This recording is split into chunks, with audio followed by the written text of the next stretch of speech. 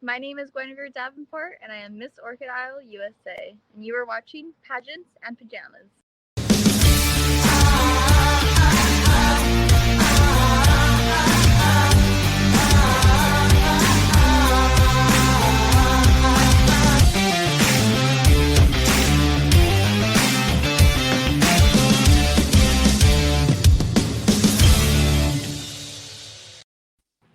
Hello, everyone. It's Adrian with you from the Pageant Project.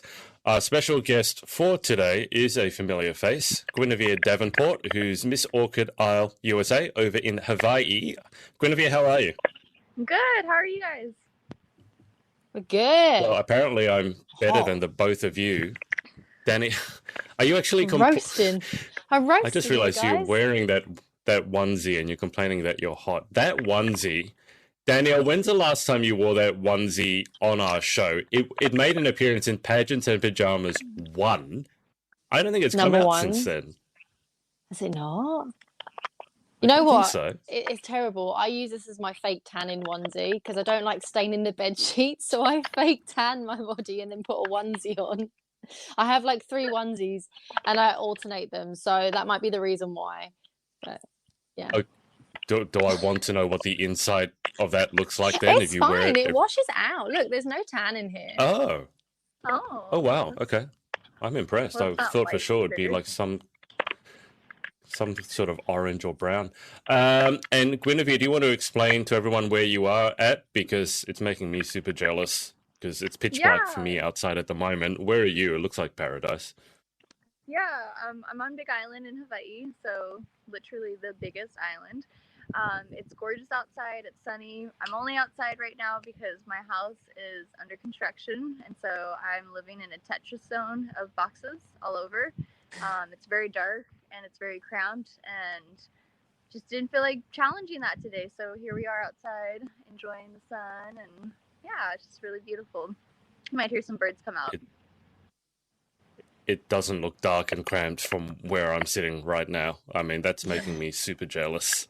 And that's not very often I say that coming from Australia, but the sun isn't out over here.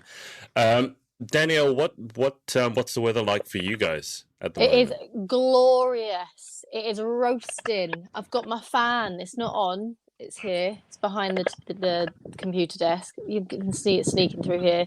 It is roasting. We've had all the windows open. It's been glorious sunshine today. Is it as nice as what's behind Guinevere? It's light outside still. And it's 9 o'clock. It's gone 9 o'clock, so... Oh. Damn. Still light out. I don't know why. I mean, I've been to the UK several times now. Every time I see sun in the UK, it still surprises me. Yeah, I'm not used to it.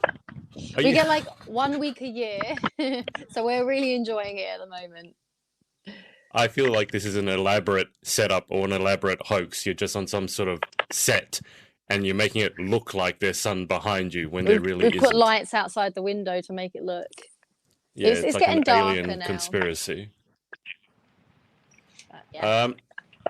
Guinevere, does it ever have weather that doesn't look perfect in Hawaii, or is it always like what you've got? No. I mean, the weather will flip-flop back and forth, and so it is really beautiful out right now. I'm in Kona side, so a little thing about Big Island. Kona is known as the dry, sunny side, whereas Hilo is known as God's land, or the really rainy jungle side. I went to college in Hilo, and so I kid you not, I would be wearing rain boots to class and a tank top under, because it would get so hot and humid, and then 5 minutes later it'd be torrential downpour, flash floods, bring out the sandbags, and then maybe 10 minutes later it'd be back to being beautiful and sunny like this. And so it's definitely a flip-flop. Just prepare for whatever you have. Prepare for the day ahead, right? Like the bikini and a rain jacket in one day. Yeah. There's a lot of humidity though, more than anything. So yeah. When I visited Kona, I told you this when we had our interview, the Black Sand Islands. Is that all around Kona, or is that on one side of Kona? Well, Black Sand, so there's Pohiki and Pololu. That's more so Hilo side than Kona side. There is Kiholo in Kona as well. So there's different areas because you have to realize the black sand beaches, it's just lava rock that's been so crushed up by the ocean that it's just little tiny lava rocks. And so anywhere where you see lava rock, you can kind of imagine probably in 300 years or so, that'll be a black sand beach. And so it's not just one area per se, right? It's different areas. Yeah. But the cool thing is we also have a green sand. We have a green sand beach. Oh, too on wow. Yeah. So that's pretty neat. What makes it green? Is it like algae or? It's not algae. It's actually, I want to say it's all the calcium. It's different like seashells and stuff. And I want to say, I'm not remembering my chemistry right now. Oh, wow. Adrian is frantically Googling. Not frantically. I'm just Googling. I'm not frantic yet. Look at this. Oh, yeah. Add it to the stream. Oh, wow. Cool. But, yeah. Jeez. Yep. So that's something else. It's like a whole day adventure if you're going to hike it. It's about,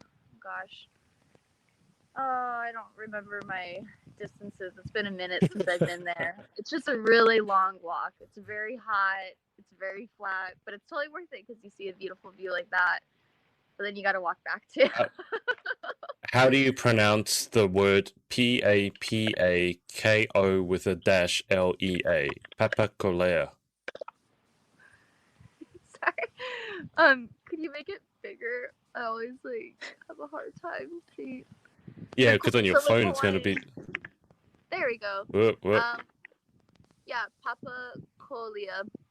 Wow. With Hawaiian, you can kind of look at the word and just break it up as syllables most of the time. Not all the time, but most of the time. And so, Papakolea. But everyone calls it green sand. How have I been there and not heard about this? I mean, look at the water as well. That color, turquoise, blue. Yeah, that's. I wonder if that's a filter. Gwyn, is that a filter or is the water actually that color? No, it can be that color. Yeah, there's different areas that it can be that color too. The little peekaboo of turquoise and everything. Yeah, reminds me of a cocktail. Yeah, it does actually. I had a few back in the day with Midori in it, and I think there was blue. What is it? How do you pronounce it? Curacao? Is it Curacao or Curacao or? I know the country's Curacao. Probably Curacao then. Yeah, I used to make drinks because of the pretty colours, not because of how they tasted. That reminds me of it. Okay, well that's where Guinevere is coming from. Not literally the green sand beach, but I've been to Kona and had no idea there was a green sand beach. Been to the black sand one, which was an interesting experience because it's quite coarse. As Gwyn said, it's ground up rock, so it's not like fine sand. It actually feels like very, very coarse sand. And you come back quite black, not surprisingly. Guinevere, do you want to catch us up with what's been happening with you since, I don't even remember when we interviewed. How long back was it? Was it a year? About a year ago, yeah. About a year ago. Yeah, well, most recently in April, I was awarded the preliminary title of Miss Orchid Isle USA, so that's pretty exciting. Yay! We are heading to Miss Hawaii USA in January. And so right now, all of my energies and focus is really just pouring into this. It's just enjoying it. This is my last year to compete, and so I'm going big. I'm already home, so now it's time to go big. Right? So other than that, and then just working. I got a little thing as a nanny, and so it's been really fun being a helper to this little boy and just seeing his confidence grow and kind of just him becoming his own. And those have been my main two squeezes at the moment, to say the least. Are you still watching people sleep? Oh yeah, I'm still watching people sleep. What? There's a story behind this. No, that's her job. She watches people sleep. No.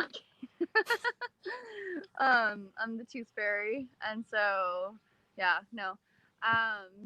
watch people for sleepy disorders and neurological assessments, and so like anything related to sleep apnea, where you stop breathing or you need a CPAP machine. That's the machine that gives you air to help you breathe at night. That's what I do. So it's been pretty fun. It's really rewarding. Actually, kind of funny enough, in preparation for Miss Hawaii USA, I also got a little restaurant gig just to help with supplemental costs. Yeah. And funny enough, we had a customer walk in yesterday and with her 2 children, and she had a full-blown seizure. And Wow. yeah, in a little sushi restaurant, and it felt really good. I mean, I'm sure my ego is like bursting out of this screen right now, but it felt amazing to be able to step in and know exactly what to do to command the scene and just be able to have, most importantly, just to be remaining calm and to have everyone else remain calm. So it wasn't really a scene per se, and thankfully the lady was okay. She already is epileptic, so it's not a out of the ordinary experience for her. But you know, the biggest thing, I mean, when anyone is ever having a seizure, you know, after they've had their episode, they'll usually be out of it in a daze, because when a seizure happens, a lot of the times the brain, it's like having a reset button, but you're not really meaning to press that reset button, right? So just like your phone kind of takes a minute to power up, right? It's similar to that. And so for her, you just always want to make sure that someone is sitting upright. They're not going to choke on their vomit or their tongue or anything like that. You don't ever force them, you don't hold them, but you just make sure they're upright. Give them some space, because they're going to be in that weird daze kind of state. Not freak out, you know, don't call 911 or whatever the equivalent is for you guys over there. Don't call the ambulance, you know, because a lot of the times, if it's not their first seizure, they don't want an ambulance. They don't need it. Yeah. So you always ask, is this your first seizure? And thankfully, most of the time, they'll be like, oh yeah, this isn't, you know, this is something that happens every Friday. And, you know, it's just the biggest thing is just remaining calm. And it was really neat because her family, her husband and her 2 kids were like really appreciative of just not having that Sunday family dinner turn into a nightmare, right? So, yeah. It's really so good that you were there and you actually spring into action, know exactly what to do. Yeah, exactly. It's very. I admire people. I admire people like that, because I haven't done any first aid training, and I know that I'm definitely not the one to call if there is a situation like that. I'd love to have some first aid training so I'd know what to do. But honestly, I wouldn't panic. I would just be like kind of semi-panic on the inside, try not to show it on the outside. But I'll be trying to find someone that can help, because I'm definitely not someone that knows how to help. So I do admire anyone that can jump into that situation, know exactly what to do. Yeah, it's crazy how all of our life experiences lead up to a certain moment and right place at the right time, right? So, yeah. Thank you. Do you guys in your countries have the? I'm fairly certain here in Australia, if you have a workplace, there needs to be at least one person there who is trained in first aid. Do you guys? I mean, the US for Gwyn, and obviously in the UK for Danny. Do you guys have that sort of law that there needs to be at least one person trained in first aid? So it's a yes in the UK. In the US, Gwyn, do you have that? I'm not entirely sure, just because I've worked mostly medical, and I know with like working with children, you should be, or they would prefer you to be. Yeah, but you have to be. Well, as a teacher, though, if you work for a public school, for instance, you don't have to be first aid CPR, because there will be a school nurse. But heaven forbid, if you're on a field trip, or if the school nurse is, you know, 10 buildings away. Busy. Yeah. Like, you know, I feel like it should be something that I would like to see that change, at least for those. Yeah. That's interesting. First aid training for us, because I was first trained, I didn't maintain it, but to get the qualification in the first place, it was 2 full days, like a Saturday, Sunday. And then once you had the qualification, I think it was once every year or 2, you had to just do a refresher course, which was a day, I think, and you pay a little bit of money. But I remember I'm trying to remember my training from what to do when there's a seizure. I remember being told not to try and stop them, because my understanding is a lot of people, when they see someone seizing on the floor, they lean in and try to stop them, which you don't do. And then the other one is you want to make sure they're not near anything that they can bang their head on, because when they're seizing, obviously that's quite violent, and you just want to clear the area. And then, as Guinevere said, when they come to, they're in a bit of a daze. They may also have wet themselves and be quite embarrassed about that because obviously they've caused a scene. So after that, it's to give them the privacy. Am I remembering that correctly? Because now I'm curious and wanting to get my first aid. Is that basically what to do? Yep, that hit all the check marks. I mean, if you were outside, like I had a girl had a seizure in the water. It was a little girl at like a tide pool. So immediately, you make sure that they're not in a body of water, like near body of water, just because it only takes you having your head down, right? And yeah, other than that, you hit all the points. So, Do you guys have Dr. ABCD? It's now ABCD. Do you have Dr. ABC? Dr. ABCD? Nope. No, it was an acronym for when you're in a panic situation. The list to check, the priorities to check. So we'll see now if I can remember it. D was danger. So the first thing you have to make sure is that the person isn't in any danger. R was responsive. Are they responsive? So you ask them, can you say your name to see if they're conscious or not. Then I think it's airways, breathing. So this is the order you check. Are their airways clear? B, are they breathing? C, circulation. So you're looking for blood spurting out or leaking out of somewhere. And then D was defibrillation. And here in Australia, we have automated defibrillators. So you put them on the person. It then checks their heart to see if there's an irregular rhythm, and then and only then it will actually charge and deliver a shock. If it measures that they're not needing it, then it won't shock. Do you guys, Gwen, do you have that in the US, Dr. ABCD or something similar? Yeah, I wasn't. Okay. I didn't realize you were talking about an acronym. Yeah, you probably thought I did. Do you know Dr. ABC? No, I don't know Dr. ABC. It's a famous doctor.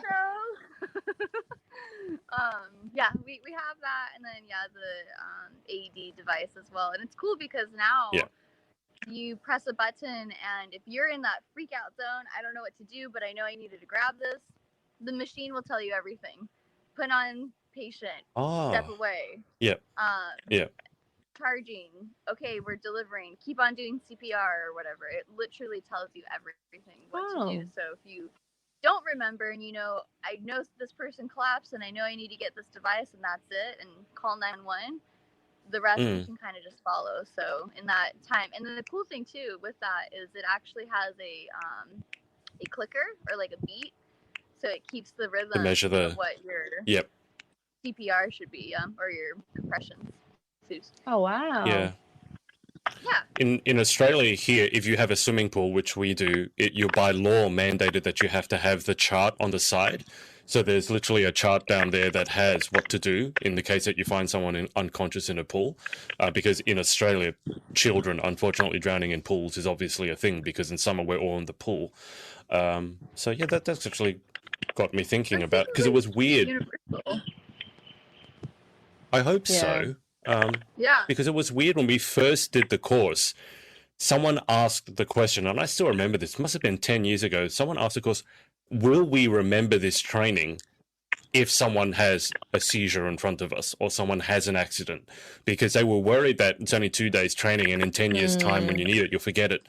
But it's weird that I can still remember so much of it, like Dr. ABCD. The only thing that they kept changing was with the CPR. It used to be 2 breaths and then like a certain number of compressions, and they would keep changing that all the time. Now, actually, I can't remember it. Now I'm feeling like I should go and take a refresher course. But I mean, Danny, if you had to get first aid training in the UK, is that readily available? Because here in Australia, it's done through St. John First Aid. Yes, most workplaces offer it.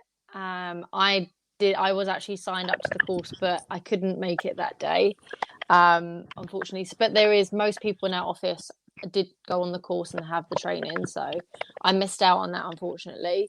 But I've had like basic non-qualified training, if you get what I mean. When you start a new workplace, they take you through an induction. In the induction, they say, okay, well, these are the defibrillators. This is what you need to do. These are our evacuation points. They'd go through like a basic training with you. I've also had terrorist training. So not to do in an instance of a terrorist attack. With living in London, we were prone to that. Yeah.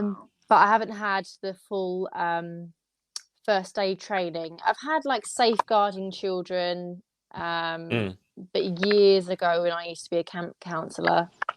But I haven't had the full first aid training, which I'd like to do at some point. You were a camp counsellor? I didn't know this. Yeah. This is a new thing about you. I'm still learning new things about you. When were you a camp counsellor? So when I was at uni, I used to teach dance and cheerleading and multi-sports. I used to work for a camp here in the UK called Barracudas. It's not like the American style camps. The American camps are like cool. You go to like the forest and you stay in like lodges. No, our camps were basically like fun version of school. Yeah. And they were usually held in the schools. They just got to, do more arts and crafts. In the schools? Yeah. How is it a camp if it's in the school? That's just arts and craft.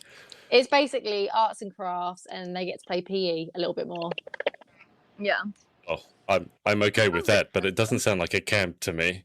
Now I'm remembering that, or the dancing and the cheerleading. Guinevere, when I interviewed Danielle for the first time, which must have been about 3,000 years ago, she said that she's probably the most American British person that you'll ever meet because she did the cheerleading and dodgeball. What? That's right, dodgeball, which I still couldn't believe was a proper sport. Oh my God. I love dodgeball. I mean, I preferred throwing it rather than being hit by it. But dodgeball for you guys, like we just used whatever balls that we had nearby. So it was normally these. The funny ones were these big inflatable pink ones, and they were made of rubber. The sort of ones that if you bounce them on the floor, they bounce quite high. So whenever a little kid, and I'm saying little kid because I used to do tennis camps and they would play dodgeball, when a little kid would get hit on the head by it, it would bounce really high, but it wouldn't hurt. What's the proper dodgeball? Is it like it's a soccer ball? It's quite heavy, a dodgeball. Yeah, it does hurt. It hurts? Yeah, so you got to really dodge it. Guinevere, you look like you've... What is there a story behind this? You look like you're properly going through some PTSD There's at the moment. PTSD going on here. Like she's definitely taken one too many dodgeballs. My nose, like not no. Fun. Like, yeah, kids are just vicious though, like because they're like it's not just like okay, I'm throwing it to you. Yeah, it's no. Like, no. Yeah, no, it's a proper. On Dragon Ball Z style. Yeah, that's. Yeah, you have all the flames coming out of you, and then you say something in Japanese, and then you. It's hard enough to break. Like the ball's heavy enough to break your nose. Yeah, but I would aim for people's legs. If you get people's feet, like that's the best place because people don't know where to step, so the legs are the best place to go for. If you go for like a face or the upper body, like you can swerve that a lot quicker. Whereas moving your legs, people tend to be slower on the legs. Then I've seen people try to jump to dodge the legs, and then they get hit in the legs, so then they go sideways, and then they land straight on the face because they've had their legs taken out midair. Yeah. But the bigger kids tend to like aim in for the head. Mm-hmm. Well, and if you throw it up especially high, you don't want to throw it high because you can catch it and the thrower is out. So I used to aim low. Have you guys ever watched the movie Chicken Little? I have years ago. You know that dodgeball scene where he's like, that was that you? I can't believe you got your nose broke. So hang on, Danny, is it like or Guinevere, I don't know if you guys played with the same type of ball. Is it like a soccer ball? Because to break your nose, it can't be a... Volleyball, yeah. Oh, wow. Yeah. Like a rubber volleyball, yeah. But damn. hard rubber. So they're quite big then, because it's hard to really wind up and peg with a big ball because it doesn't fit in your hand. So I'm surprised that you can throw it hard enough to break a nose. It's a pretty big ball, and I've got small hands as well, so I really had to do you? I had to get the shoulder involved. Mm-hmm. Okay. So, Danielle, is there any talk of a comeback? I mean, to make the Olympics are coming up in Japan. Is there any talk of a Danielle Latimer comeback to the dodgeball team? I haven't checked on our team actually, because when I was playing, when dodgeball had literally just started as a federation here in the UK, And so I was on my university team, and there was a couple of people on my university team, like the captain of my university team was the one that headed up the federation here in the UK, and they needed women on England's women's dodgeball, and they asked me, and I was just like, oh, I don't know about that. I don't know if I can commit, because I was already captain of the cheerleading squad. I just did it for fun. I'm a sick and twisted person that I just did it for fun. but you know, my claim to fame was they did ask me to be on the England team at one point, but I'm not gonna go back into my dodgeball career. I think I've left that one in the past. No, I've dodged that one. Oh God, no! Oh, I want to go one episode without a dad joke. Oh God, how do you just call that for every situation? You have a dad joke. That is a skill. I don't know. It's just a skill. It's my talent. If there was a talent round at Galaxy, stand-up dad jokes would be my talent. I want to see dodgeball as a talent. Can you imagine at a pageant with all the girls all glammed up and with their crowns and sashes on, and then dodgeball in the middle of that, and you could just see some of the girls' competitive streaks come out? I would pay to watch that. Pay-per-view. I feel like I should do a dodgeball, like a charity dodgeball tournament for pageant girls here, because I feel like a lot of people would be interested and would donate to that. It would. I mean, so many of you guys are competitive. I think it would bring out the competitive spirit. Although I'd be semi-tempted, and I know I couldn't do this, but who would you most like to see get hit in the face by a dodgeball? And just put that up and just see the responses that come in. I'm sure there's more than a few people who like to see me get hit in the face. So I'll put myself there. But Guinevere, you're okay. You literally look like you're reliving trauma. No, I'm just thinking about it all. Guinevere could be first aid. She's on hand for anyone that takes a ball to the face. Guinevere's on hand. I can't believe you can get hit enough to break your nose. Because I mean, I've had kids camps for like over 10 years. We've had broken noses and nosebleeds, but not a broken nose. Certainly not from getting hit in the face by a ball. I mean, we've had little kids get hit in the head hard enough that they went sideways because the ball is, half the size of them, which I did not laugh at. I'll just say I didn't laugh at it because it's not appropriate to laugh at a little kid being hit by a ball. But getting broken nose, geez, okay. I didn't realize it was that dangerous. Is there any protective gear for dodgeball? I mean, that sounds like a stupid no. No face mask, no helmet, NFL style, quarterback, the big pads, no, nothing. Okay. Well, kids can be mean. Strong kids can really take advantage of their strength in that. Yep. Well, I mean, there was one when I did the book, and we had Natalie draw it on, who's from Texas, and in the book I said, "What's your most embarrassing moment?" Her embarrassing moment was she was playing volleyball, but they put her because she's like 5'10", so she's a good volleyball player. But they put her in a position where she wasn't familiar with how it goes. I think normally she's at the net because she's tall. She can block the ball and spike it, smash it. But they put her at the back. The coach just wanted to rotate her around, and the ball came to her, but it was going towards her feet. She didn't know what to do. She panicked. So she just kicked it out of reflex, and it was caught on. She sent me the video because she said it was so funny. I said, I need to see this. And she had the video. She sent it to me. So someone's recorded it. She kicks the ball. And, in volleyball, the net's not really hard. Like, you can have some give. So you see this ball. She gets big kick, goes right into the net, goes kind of through the net, and whacks a girl on the other side right in the face with the ball. And the ball bounces off her face. So that's the image that's just come to mind. That was hilarious. I should have got Natalie to tell that story when we had her on. But I can see that breaking your nose if someone kicks it at you. But I didn't realize that throwing it at your face could break your nose. Yeah. Okay.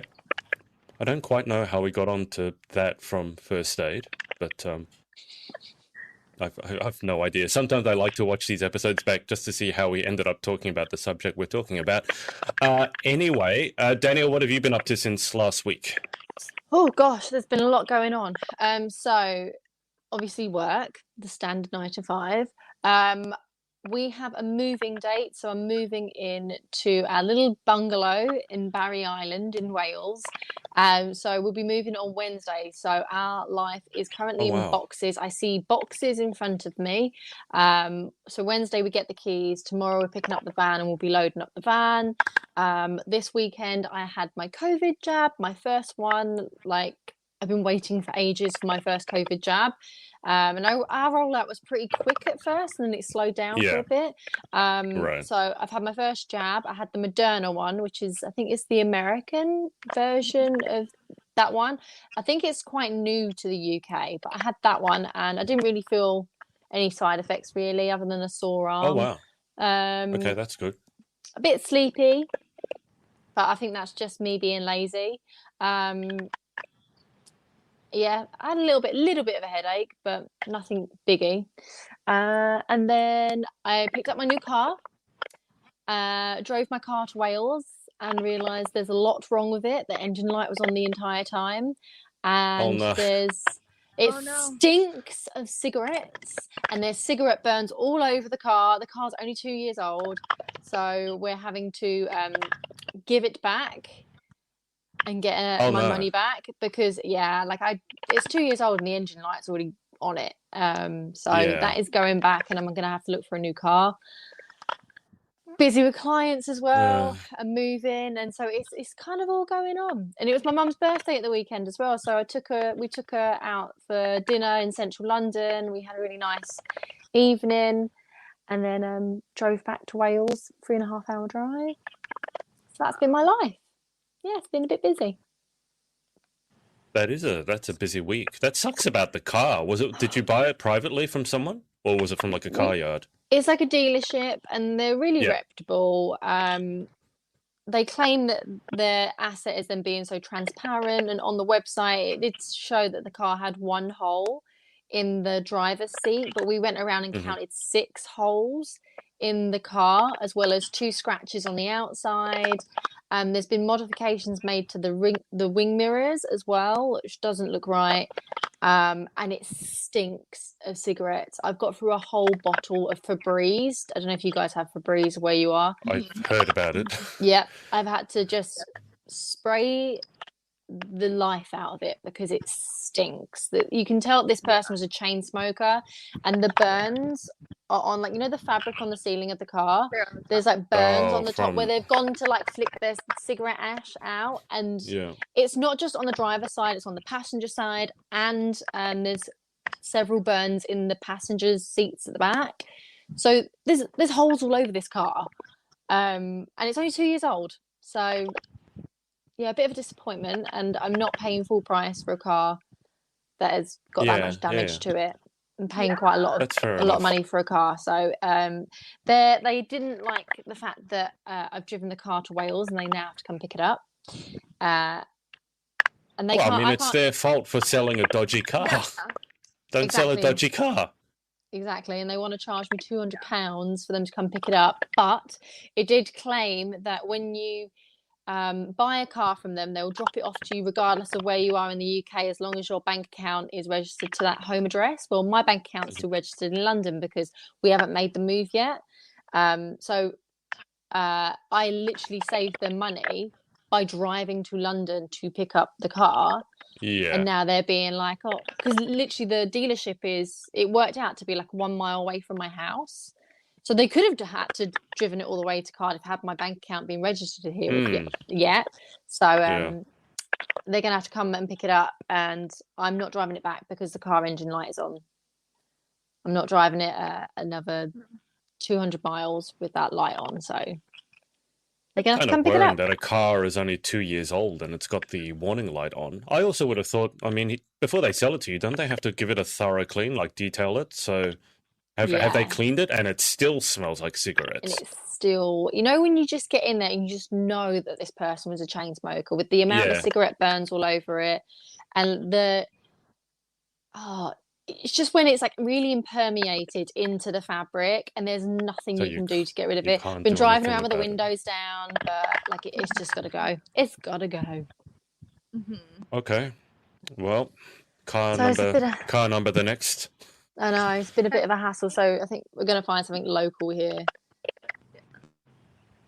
That sounds like a good choice. So you got everything in boxes at the moment, ready for the big move. Yep, the big move. That gives me PTSD. Moving is my least favorite activity in the whole world. I don't feel too terrible. bad for it. And I'm having to tell my other half to stop having so much anxiety around it. Like, oh, it's hassle. It's only hassle if you allow it to be hassle. I enjoy the packing. I'm going to enjoy getting it out and putting it in our new home. Like, I'm having to have this positive mental attitude around it. But he's like, oh, I'm going to pack up everything. But we're moving into our first home together.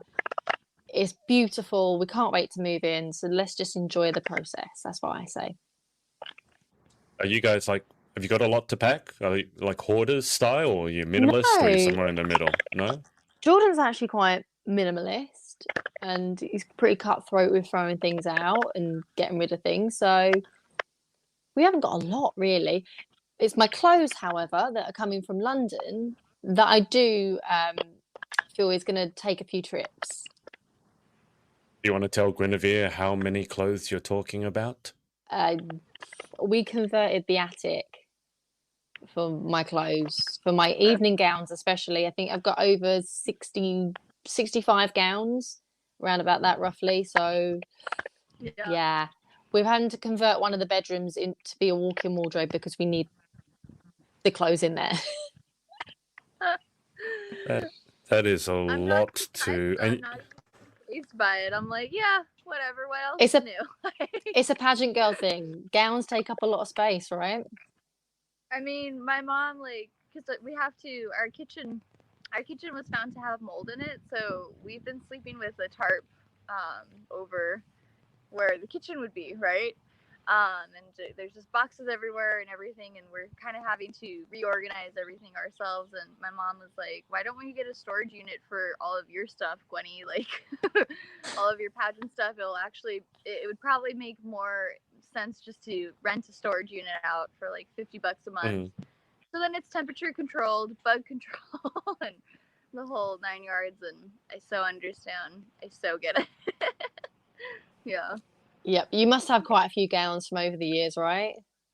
Yeah, just over the years. And it's not even the gowns. It's just I have this horrible thing where I'll find really awesome things, and it'll be that one item for a photo shoot, or that one thing that you need for an appearance, or whatever. And then you just are piling all these things, right? But they're usable. It's not hoarding per se, but yeah. This is what we tell ourselves. I will find a use for this. Yeah. It's a puzzle trying to find it. Yeah, that's the most frustrating part, because it's just organized piles. Yeah. Yeah. So organized piles. You I interviewed the co-founder of the Queenly app, who's over in America. So if you have stuff that you need to sell, Guinevere, then you can sell it on Queenly. Danielle's friend Marissa uses Queenly a lot. I think she's an ambassador for Queenly as well. But it's interesting, if it's over, I think $200 or $300, if you sell it to someone, you have to send it to the Queenly headquarters first, where they dry clean it and make sure that it's authentic. Really good. Yeah, and they've not had a single customer complaint so far. So they're doing amazing. It sounds like, kind of wish that you could send Danielle's car there. They could have dry cleaned it and then got rid of the cigarette smell. I'm amazed that they can sell it in that condition. But anyway, they didn't advertise it as that, so hence why we're a bit miffed. But I'm going to get my money back. So I've had a car for the past. Well, I would have had a car for 3 or 4 days for free, really, because I'm going to get my money back on it. So it's just the hassle of having to find another car. But the good thing is, we move on Wednesday. They'll be taking the car away from me Wednesday, and I will be within walking distance of my job in the new house. Oh, wow. So that works out well. Okay. Cool. So I'll be able to walk to work anyway. I wouldn't need the car, really. But that's for all the pageant appearances, isn't it? Driving up and down. I remember what you guys are like. Pre-pandemic, you Yeah. guys would be doing 100 appearances in a year and driving up the coast, down the coast, 8 hours in the car. It's going to be like Yeah. that, isn't it? Yep. Luckily, next weekend, I don't have any plans. So that will just be spent organising the house. But the weekends following, I will definitely need a car because my diary is starting to fill up now that the UK is starting to open up a lot more. So yes, I bought my car, my little Citroen C1 that I had that I bought nearly 2 years ago. I bought that because I was doing a pageant and I needed to make appearances because I was living in London. You don't need a car in London, but because I was doing a pageant, doing obviously Galaxy, and I wanted to make appearances, that's the reason why I bought the car in the first place. You write it off as a tax expense then. I mean, you are a professional pageant. I mean, you got your business, the pageant stylist, so that's actually, you make income from it, so that's a definition of a business.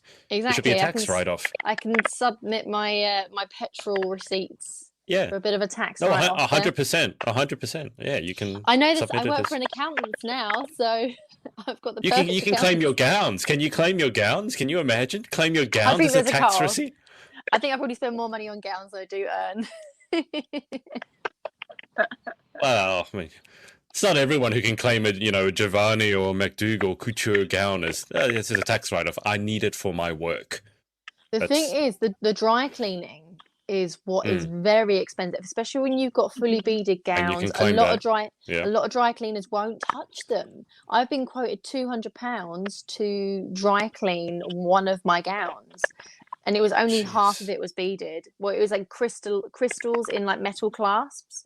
And a lot of places wouldn't touch it, and the one place that would touch it. So that's like $340 to dry clean a dress. It's ridiculous. But I probably could claim back on that somehow.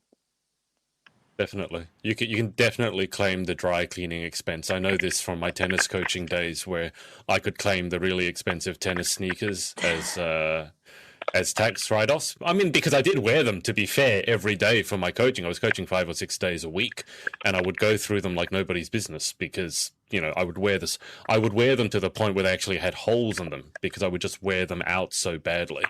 But they're your Sunday trainers. Sunday trainers? Yeah, because they're holy.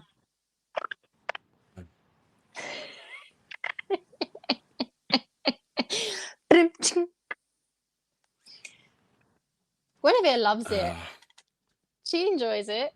It's just you that feels pain. It makes me mad that I'm not thinking of it. I'm not as clever at the moment, Don't encourage her by saying that it's clever. I don't need any encouragement. It's just going to be an endless stream of dad jokes. Oh, and I had to ask that one because I'm like, Sunday trainers. Like, what? Am I missing something here? Just something you kids say now? Sunday trainers? Is that a British thing? No, and I fell for it. I asked it, and you walked into that one. You walked into that one. Dear me. Okay, so just to completely change the subject, Guinevere, how so you said the Miss Hawaii USA finals are in January. So yeah, what sort of it's a while, yeah. You got 6 months, and the prelims that you were in, they were in person, which was nice to see. So how did the prelims go? Yeah, prelims were great. It was at the Grand Nani Loa in Hilo, and so it was just really cool to be kind of back in a hotel for one. But what was really cool was that in the place that they hosted the pageant, it was called the Crown Room, and it's also where a lot of the after parties happen for Mary Monarch. Mary Monarch is like the Olympics for hula, so to speak, right? And so it's neat in that aspect that it was like not just a makeshift stage and kind of the worst is when they put you in a banquet room and they're like, okay, go walk. No stage, no nothing, and everyone's just sitting on the ground like, oh, okay. This was an actual stage. This was an actual crown room. so it was really neat to be able to have that experience, but also just being able to enjoy the hotel. And the hotel was also really happy to be able to host us and the people around visiting and so forth. So that was good. It was about 8 different girls. So nice little tiny thing. And there was 2 titles. I got to also meet my pageant sister, Kani Lohua. And so we're going to be experiencing this journey together. She's in Hilo side though, and I'm in Kona. So we'll be doing a few appearances here and there. A lot of driving, similar to Danny. Yeah. But yeah, it was pretty good. And honestly, it's so weird. I was in a really flip-flop zone of, am I doing it? Am I not doing it? And with it being the last year and kind of figuring out what else is happening, I wanted to just really focus on this chapter of my life. And so I'm glad I did it. But now it's insane to be like actually preparing for a pageant more than just 3-6 months. Now it's not just because I don't know about you, Danny, but you sign up and then you have the adrenaline rush, you're excited, and suddenly it's this, and you're hanging out with your mom and doing the dress shopping or the coaching, and you really are focused for like, I would say 2-3 months. It's that focus period, Zone. right? You're in the zone. Yeah. And so it's weird to I know we're always we're on season, but we're also off season, right? Mm-hmm. But there isn't really an off season right now. No. Yeah. And it's different to instead just be like, oh yeah, I'm really excited about doing this in a couple months. It's like, oh no, the training is now. And so it's a different experience, to say the least, to have that entire year focused, or about 6-9 months of. It can be exhausting as well. Like, yeah, what I found is obviously with Galaxy, so the pageant that I'm competing in has been postponed for 2 years essentially. Oh, wow. So I got this title in March of 2020. So I feel like I've constantly been in the zone for over a year now, and you get to a point of exhaustion because you try and explore so many avenues of how you can make an impact. Like, because during the pandemic, we've had to do a lot of online appearances and just, constantly churning out and doing things, trying to be an active queen, trying to get yourself out there. It can be exhausting. And especially during this period right now when it's kind of like, when you've got still got a little while to go, like, because my pageant's not going to be until July, August of 2022 now. So I'm in a position where I'm like, Jesus, I think I need to take a bit of a rest now. But you don't want to take the foot off the gas because you want to be consistent. And so I'm in kind of that mode where I'm like, I feel like sometimes I need to just give myself a bit of a break because I have been like full speed ahead ever since the crown landed on my head. But when you've got like 9 months, 6 to 9 months, it's a bit like, okay, I've still got a while, but I still need to remain focused, but at least you know that you've got your date. You've got, was it 6 months you said, Adrian? 6 months? Yeah. I'm being too lazy. I was being lazy to work it out in my head. Yeah. But 6 months is, I feel like around about now you'd be kind of maybe working platform. I think that's kind of like interview, just getting your kind of foundations ready. And then the other stuff, like the training probably kicks up like 3 months beforehand, or 3 or 4 months beforehand. It depends if you like to train or not. Because physically, let's not like Miss USA, like the body is like a big deal. Miss Universe in general, they like that kind of lean, strong physique. So training for that is intense. And I know in the USA system, the girls are athletes. Yeah. And I feel like some people even start training a year before physically. It's pretty intense out there in the States. But when there's like 6 months, I'll be like, oh, I'm just chilling for a bit. But when it comes like 4 months, okay, 3 months, that's when I'm like on the gym. Kicking in high gear. Yeah. Yeah, for That sure. sounds about right. I mean, I think different countries are different as well. Obviously, pageantry in the States is a lot bigger than either in the UK or Australia. I have quite a few girls book in for coaching sessions with me. They've never had coaching before, and you're talking about a lot of them are in the Miss World system, so it's a big system. But they don't actually get coaching until probably a month or two out from the Ooh. actual event. And it's interesting, sometimes I know more about the pageant than they do. So, like a lot of them, or not a lot of them, but some of them, they're through to the national finals for Miss World Australia, and they haven't really given any thought to their Beauty with a Purpose project, for example.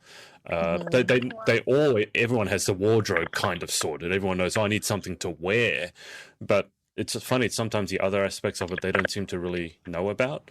So pageant coaching here in Australia is kind of way, like, well, pageantry in general is kind of way behind where America's at.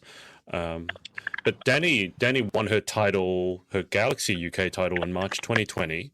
That's exactly right before the pandemic broke out. Right before the world shut And then down, you had the London title for what, like a year before that? The Miss Galaxy London, or 9 months before that?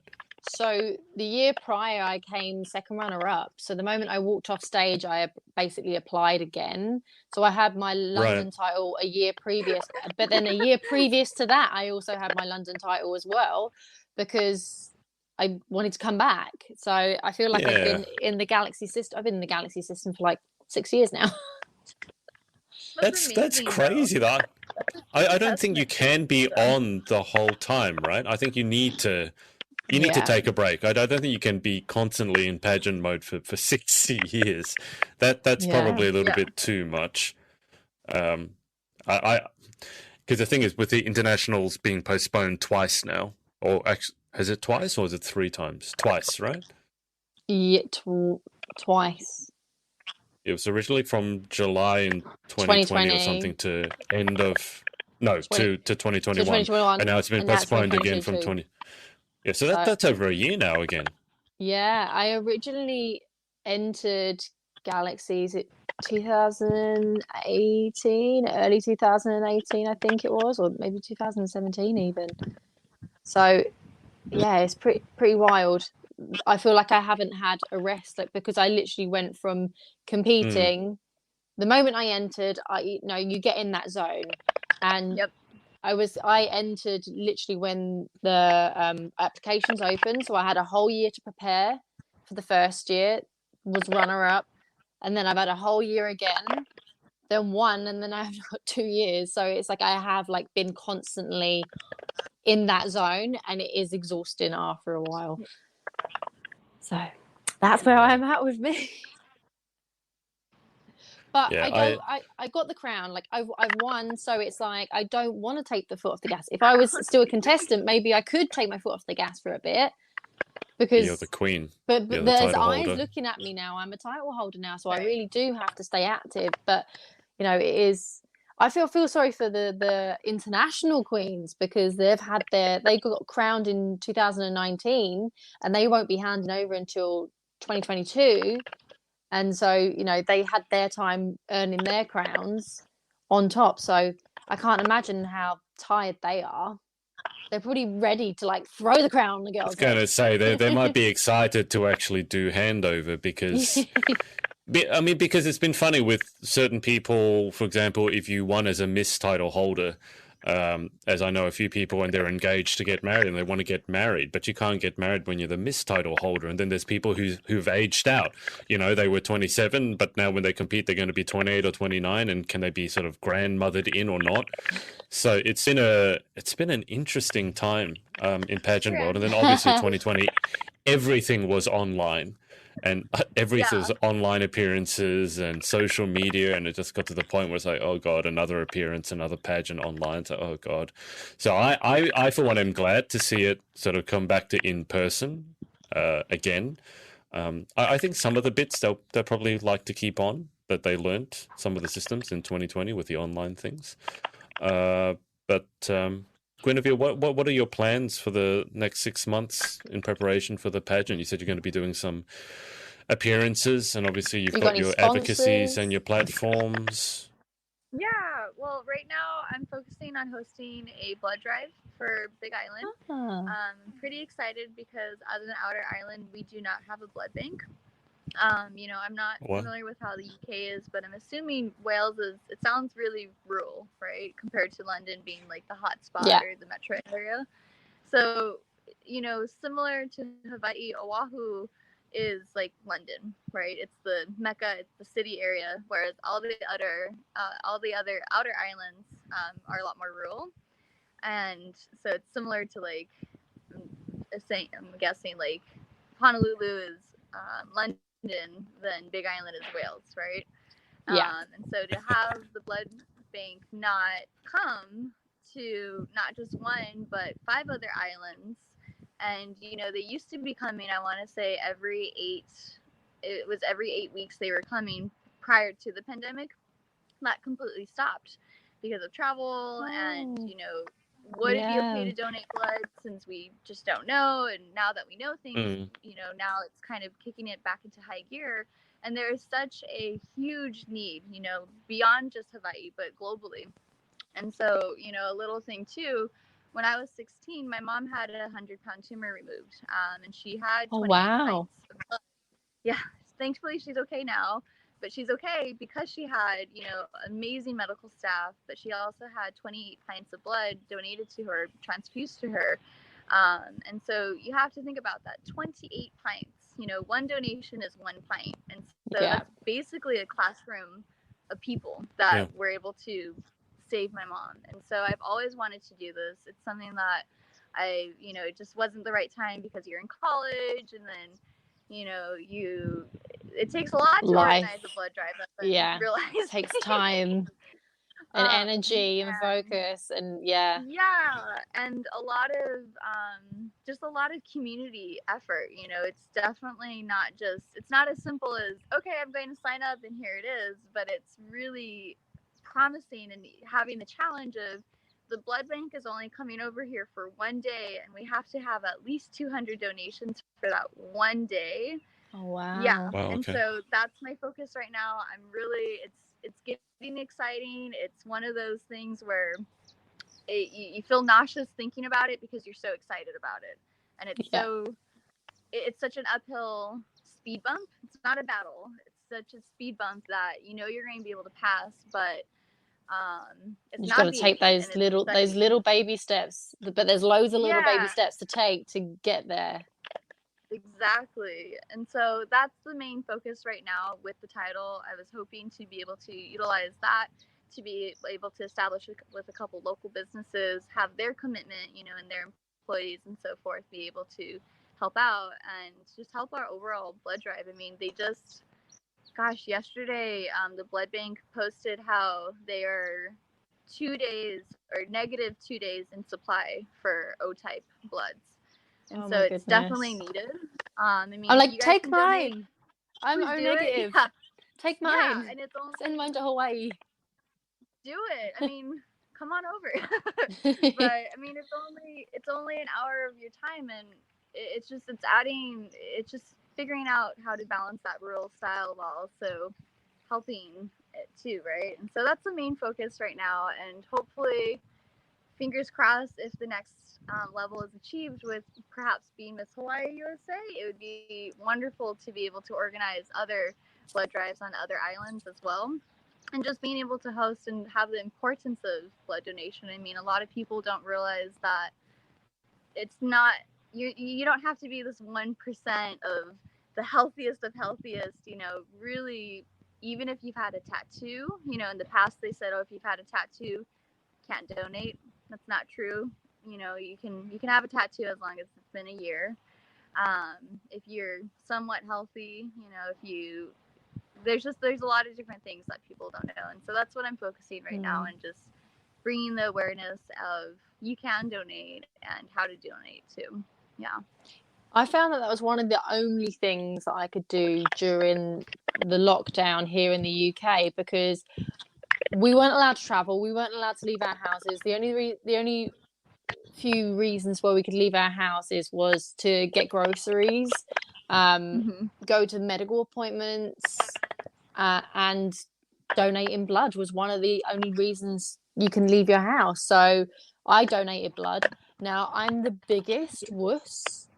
I have the biggest fear of needles. I have the biggest fear of my own blood, but I still did it.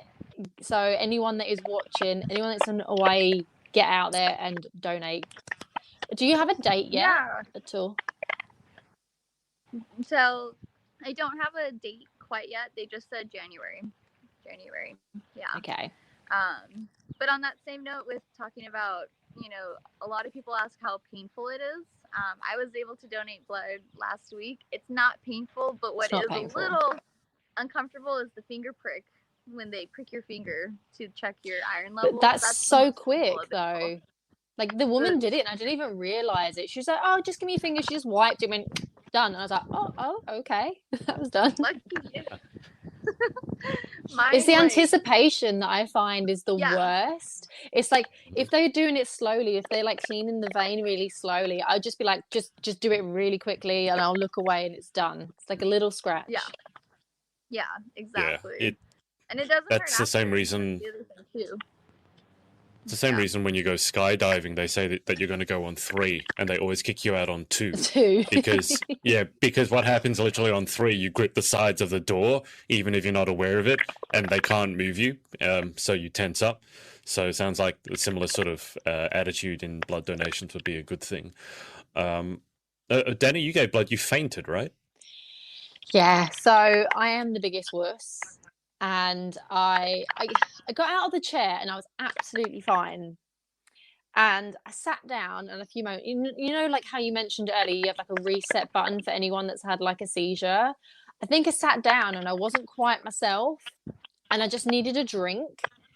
And then I was like, I need a drink. And you know, when someone's like so slow in getting you a drink, that I was just like, I just need this drink. I just need this drink so badly. And because it took so long to come to me, I was like, now I feel sick. And then you start like getting the anxiety. And because I am literally the world's biggest wuss when it comes to blood, and I just took a picture with my, like, holding my own blood, and like inside I'm like screaming, but I'm like, yay, everyone do it, it's great. Handed my blood it's back still and warm. sat down, and I was just like, I need a drink. It's not coming. I don't feel good. And then I was just like, I feel like I might throw up. And because of COVID, there was like, you know, the scene in Monsters Inc. when they brought the little sock out, and it was like what was it, 322, and literally everyone ran in, put the screens around me, because if I threw up, then obviously, and I had COVID, even though I didn't have COVID, they couldn't run the risk of that. So they brought like pads out. They put the pad on the floor. I was like, I just need to lie down a second. I laid down. I didn't throw up or anything. They gave me a little thing, but I was fine. I literally just needed to lay down. I was a bit lightheaded, basically. I needed a little lie down. I came to, and I was absolutely fine. I was very embarrassed because of the swarm of people around me in that moment. It was quite embarrassing. But I had my biscuit and my cup of tea, and then I left. I had my chocolate bar. They were giving me loads. They were pandering to me. I was waiting for 1 cup of water for like sugary, like squash or whatever it is. I was waiting for that for such a long time. I had like 5 cups of squash in front of me after that. I was like, if you want a drink, then just faint, guys. That'd be useful information for when I go and give blood. Is just, if I want anything, just faint. But we're going through all of that. I would donate again. I still would donate again. I would still go back, even though I did get a bit of a telling off because I am a bit of a wuss. So there was a nurse that came over and checked on me, and she was quite firm with me, being like, if you're going to do this again, just don't do that. I was like, okay, I'll try not to, but I will donate again. I mean, you didn't do it on purpose, so it's like you can't, like, don't faint. Okay, because last time I meant to faint, next time I won't faint. I think she went through all the checks with me, like making sure I had like some food and made sure, you know, I'd done all that. I'd like pumped my arm. I have really like low blood pressure as well, so it's really slow coming out. So I had to like pump a lot, which makes your arm go really numb. So yeah. I got a bit of a telling off, but at least I made my donation. The time previous to that, I didn't donate enough, so my blood Oh, was wasted. So I didn't want that this time, so I did everything I could yeah. to make a donation, and I did make that donation. But I will go back and give another donation when I can. Oh, that's amazing. Guinevere, when are you thinking about running the blood drive? You can do it every 8 weeks. So every 8 weeks. I'm I think gonna Guinevere is dropping out a bit. Yeah. so hard to hear you guys right now. I'm gonna be right back, okay? Yep. Technical. Is it? I was gonna say there's a little crackle in there. Yeah. See, it's funny, when I started doing this, I thought only Australia's had dodgy internet. Now I'm finding like a lot of places around the world have very dodgy internet, not just Especially me. Ireland. Well, that's just because, as Chloe said last week, she lives on an island in Ireland, and I literally think there's. She said they were trying to run cable for the internet, but in true Irish style, they just stopped before they got to her house. Like, it wasn't even, oh, we can't be bothered doing the island. They started it, and then they got to like a certain point and just went, oh, we can't be bothered. I don't know. They all went and got drunk. And so, like, Chloe's house or the end of the street literally just doesn't have the cable. And then because she's on an island, there's no reception. So it's horrible. I'm amazed, actually, she ever gets to be able to jump on. Yeah. Well, I hope Guinevere can come back. We'll see, because I wanted to know Yeah. what when she's doing the blood drive. She said January time. Well, January was the pageant, so Yeah, I think she might have been talking about the pageant. So I'm Oh. assuming that the blood drive will be sooner than that, but we'll see. Makes me feel like I should go and give blood, but I see I'm okay with needles. But the problem I have with giving blood is the needle has to stay in you, and I don't like that. Oh, here she is. Yeah. Oh, she's So back. we'll see if she jumps back on, because the one time I had I didn't go to give blood. I had to have something put into. I had to have a blood sample taken with a vacuum tube, and so they have to stick the needle in your arm, and then they have to insert the vacuum tube, which means it jiggles around in your arm a little bit. And I was like, oh, I don't like that. Guinevere, can you still hear us? You're still a little bit crackly. It's very crackly. I don't know quite why. I'm not sure. But as far as the date goes, is that what you're asking about for when the blood drive is happening? Yeah. I am still establishing a location right now, and so thankfully things are reopening up, which means that hotels are opening up for like weddings, and therefore the banquet rooms to get donated is, I just gotta put on the Miss Orchid Isle charm a little bit more, and so it's still being established right now, but I'm looking at right now probably September, October. Oh, nice. Yeah, you need quite a big room because you need quite a lot of donations, right? Mm-hmm. Well, and for the blood bank to basically justify the cost of sending their phlebotomist out here, the cost of blood, because it has to be near the airport too. That's another challenge. It has to be near an airport so that it can be transported within, I think they told me, 2 hours of when it's retrieved or you get it from the donation. Thankfully, where I live, there are quite a few hotels that are close to the airport, so that's not too bad of a requirement, but just another factor. And then on top of that, they need to have at least 200 people committed to coming to doing it. And so it's just, there's a little cockroach that wanted to say Oh, hello to you. hi there, cockroach. Sorry, that was anyways. There's got to be some little negatives to off-tap living in sounds, Hawaii. But yeah, and so we have these things called B-52s where they're fish that are like this big or so. Oh, wow. Like, yeah, they're huge and they fly. But you get palm trees and beautiful beaches and beautiful so that's weather. really exciting. So that's a small price to pay. Yeah. Okay. I mean, it's nothing like Australia where, you have these giant spiders and toilets and No, Everything wants to kill you.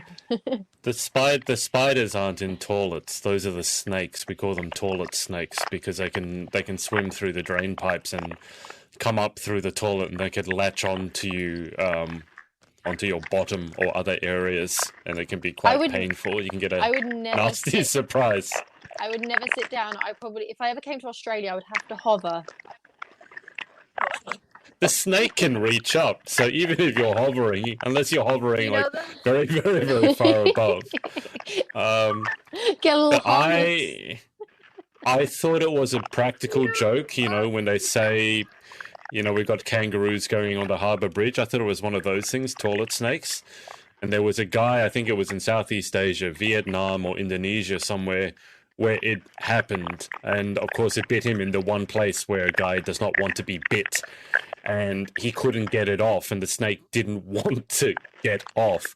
So he had to go to the hospital with it still attached to, where blood coming out everywhere. Because speaking of blood donations, there's a lot of blood in that area. And it's just, oh, yeah, okay, I'm never going to use a toilet again. I never, ever. I can't. Start digging holes. Trauma, like back in my high school camp, digging holes out in the bush like a trench. Like, yeah, that's preferable to having this thing attached to, where the sun don't shine. It was horrible. And there were photos as well. It was one of those articles where it says, warning, this post contains graphic images. And I'm like, okay, let's have a look. And I'm like, oh, yeah, no. I don't need trigger warnings for most things, but trigger warnings for that is very, very necessary. Oh dear. Okay, now Guinevere, would he take selfie? Well, no, it wasn't him. He was in too much pain. I think it might have been the medical staff. Okay, the thing is either medical staff or someone who went in with him, because I think it was just such an unusual occurrence that someone decided to take a photo, and you can't see too much. All you can see is blood everywhere. But yeah, it wasn't a pretty sight. We're losing Guinevere. There's a lot of crackling. So what I'll say is, Guinevere, when you do have the date for the blood drive, let us know. And then I can share that around, help spread the word. So that sounds like that'll be a good thing, an amazing thing, a very needed thing. And I'll just ask. I'll ask Danny what she's got coming up in the next week or so, and then I'll circle around to Guinevere, and then we can leave it there for this week. So, Danielle, what have you got coming up over the next week or so? Very short, moving, sweet, obviously. Moving. Yeah. That is all I'm going to be doing, moving my life and getting a new car. Yeah. That's me. Yeah. That's fair enough. Is Thomas coming with you? He's not coming with you, is he? No. I'm really sad about that. But my dad needs a little friend, so he secretly loves the cat, so he's staying. Nothing quite like when a guy loves a cat but doesn't want to show it. It's like, yeah, we can tell that you love the cat. Okay, well, good luck with the moving. It's my least favourite hobby of all time, but good luck with it. Enjoy the new place. Guinevere, what have you got coming up over the next couple of weeks, couple of months or so? Well, right now, my main focus is just working a lot. I'm just making a lot of money, hopefully manifesting a lot of money. Manifest. Prepare everything so that come like August, September, I can really just focus and kind of go back into pageant mode, blood drive mode, and not necessarily have to be worried about the other things, right? And so, yeah, just a lot of fun things, a lot of different things. There's a couple different fashion shows that are coming up now because we're coming out of COVID, and so there's a lot of different events happening. So that's exciting too, and it feels like photographers are wanting to kind of get back with working with models and, establishing that sort of creativity and hobbyists. And so a couple different things like that coming up as well. And so, yeah, it'll be great. Hopefully another podcast too with you guys. That'll be good. Maybe like 2 weeks, 3 weeks. Hell yeah. We need to see the new pictures as well when you shoot. When you finish putting your house together, and you're no longer living under a tarp, yeah, definitely. And yeah, do let us know when you have the blood drive going on, because I'll be more than happy to share that. It's made me feel like I should A, go and get my first aid course redone, and B, go and donate blood, even though it's definitely not my favorite thing to do is go and have a needle stuck in me. Okay, so we'll leave it there for this week. Thank you to Guinevere and... I didn't hear that. What? Oh, shoot. Sorry. The connection's like one of those really. It's like being back in the old world wars, and you're like, we need to start doing Morse code. But we'll leave it there for this week. Thank you to Danielle and Guinevere for both of their times. I have a couple of interviews coming up this week. Tomorrow is a Miss, I think it's Vermont. It's Claudia Engelhardt. She's a state finalist for Miss USA as well, like Guinevere. And then I've got Miss World Australia. I've got a national finalist interview coming up on Friday. So I've got a couple of interviews coming up, but thanks everyone for watching, whether it's live or on the replay, and we will speak to you guys next week. Bye for now. Bye. Thanks for watching. Just a reminder to you entrepreneurial types to come and join us at our Facebook group, facebook.com/groups/the Pageant Boss. I'll see you inside and see you in the next episode.